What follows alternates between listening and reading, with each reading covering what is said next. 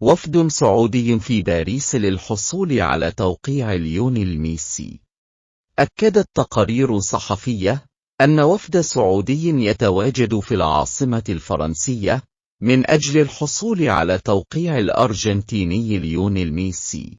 تفاؤل كبير في الوفد السعودي لإغلاق صفقة ليونيل ميسي.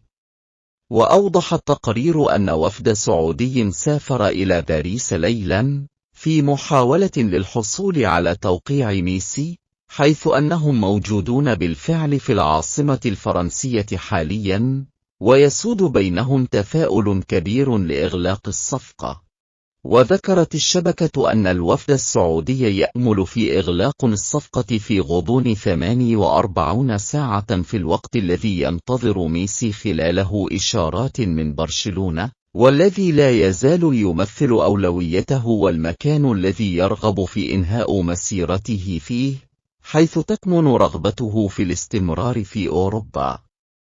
وأشار التقارير إلى أن ميسي يحلم بالعودة إلى برشلونة، لكن الوقت يمر ضده والنادي، حيث قاربت المهلة التي منحها للنادي الكتالوني على الانتهاء، من أجل الحصول على رد بخصوص إمكانية التعاقد معه أم لا، ما قد يجعله يوافق على عرض السعودية المقدم بالفعل.